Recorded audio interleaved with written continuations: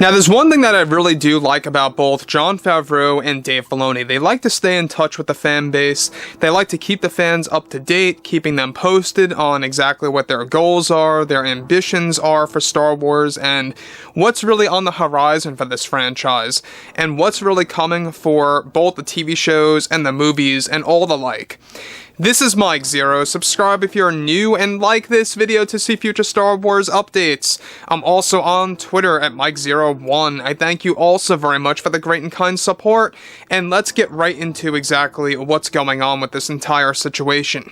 Now, as you all know, there's been a lot of back and forth over at Lucasfilm between specific creatives and team members over there that are either sided with Kathleen Kennedy and Leslie Headland, or with Jon Favreau, George Lucas, and Dave Filoni. And what's unfortunate is that, much like the Star Wars fandom, there's a big divide over at Lucasfilm between the employees. This is a real thing. It is something that happens to this very given day. This is exactly why so many projects have so many creative differences, not just between Kathleen Kennedy, but also between those like Jon Favreau and Dave Filoni. Now, when you look at stuff like this, Jon and Dave are fighting for the fans. They really are. I mean, they're really trying to turn things around, to course correct everything, and they really do believe that Star Wars Ahsoka is going to change it all. Given that this is going to be the first project that has zero Kathleen Kennedy input on a creative scale, it's really going to be something different. Now, moving to the next big thing here is this. Now, currently, Lucasfilm is beginning to gather many of their plans to course correct the Star Wars franchise. However, one of the big updates involving creator Jon Favreau has much to do with Disney's plan to clean up house over at Lucasfilm.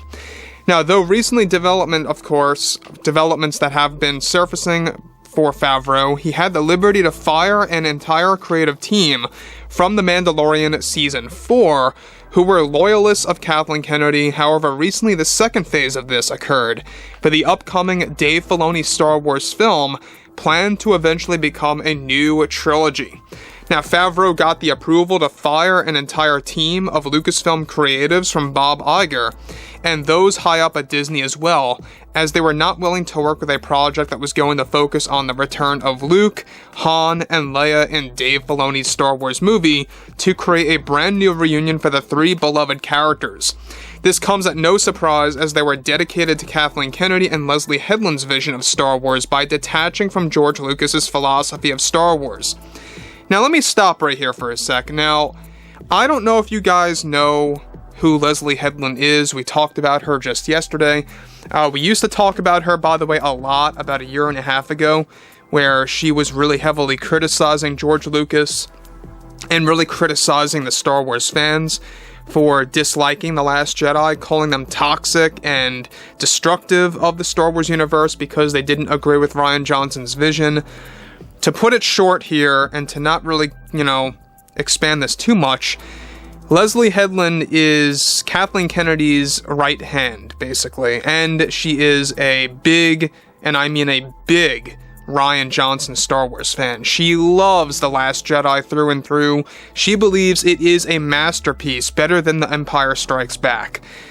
And that goes to show you a lot of things, that they have no idea what they're talking about, they have no idea what Star Wars really is, and what the philosophy of it all really is all about. Now, when you look at Jon Favreau, what's great about this is that they are going to be bringing back Luke, Han, and Leia in the form of a major reunion, not just one, but quite a number of reunions in the Dave Filoni movies that are basically going to be a retelling or an accurate representation of the Thrawn trilogy books from the 1990s. And Ahsoka Season 1 and 2 is basically going to be a build-up toward Dave Filoni's Star Wars movies. Now, just to be clear, Jon Favreau is not writing these, he's producing them. Dave Filoni's writing them and directing so far. He's going to be co-writing, but they are looking for a main writer to be working with Dave Filoni as well. Now, what's interesting about this, that I think a lot of fans need to come to realize, is that there's a lot of loyalists to Kathleen Kennedy and Leslie Headland over at Lucasfilm that Disney is slowly getting rid of. They are cleaning up house over at Lucasfilm. It's going to take a total of 2 years. Now, moving to the next thing here is this. Now, what these creatives wanted was to sabotage a full-fledged plan by Jon and Dave to have ILM using revolutionary technology to bring back Luke, Han, and Leia as a slightly older variant of themselves, much like in Star Wars Legends, where there is some kind of team effort put into play against Thrawn's forces. These scenes are only mapped out through notes, since there are no scripts for his movies just yet, and these creatives were not willing to work with that vision. Jon is now in the middle of hiring a new creative team to take on Dave Filoni's Star Wars movies. The goal by Disney right now is to make Filoni's movies into a true, new sequel trilogy that they hope that succeeds, that to the point where it will make fans forget about Star Wars episodes 7 through 9. The team that was fired was mixed. Some were booted from Lucasfilm altogether, others were transferred to the Acolyte and Skeleton Crew teams for post-production. Now, to put it short also, what's interesting about this is ILM has this new technology that has not been seen to any other studios in the film industry just yet. It's 100% dedicated to what they are about to do with Dave Filoni's movie. They're not going to unveil it until then, so don't expect this technology to be shown to the public or to the general public in, whole until at least 2026 or 27, depending on when they want to release Dave Filoni's first film. It's all highly dependent on multiple factors. The writer's strike, when or if they want to swap the Rey movie and have Dave Filoni's movie debut first, that's also a big factor, and the other one of which is what the story's going to be about. We know that there's no script just yet, only notes and storyboards for the Dave Filoni Star Wars film. And so it really comes at no surprise that we have the disaster artist, I call her that by the way, Kathleen Kennedy, and we also have Leslie Headland, who really just does not approve of George Lucas, period. And Leslie Headland has not made this a secret. She has been openly clear that she believes that George Lucas is not the answer to Star Wars, that she believes that people that latch on to George Lucas's philosophy are the problem. And that really just goes to show you how radical she really is when it comes to her beliefs of what Star Wars is and what Star Wars should be about. So this is why I really advise everyone to remain very skeptical about the Acolyte.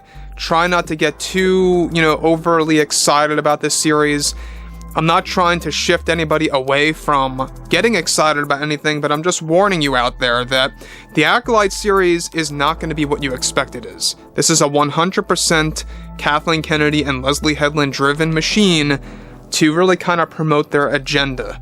And we've talked about their agenda multiple times, I don't have to mention it again, but when we look at stuff like this is a very great development by Jon Favreau to really turn things around. I have full faith in them, I really do, and I'm very positive and optimistic about this. So, anyways guys, drop a comment below, fill me in below in the comments what you all have to say about this, and if you guys did enjoy the content for today, make sure to drop a comment below, and I will catch you guys next time.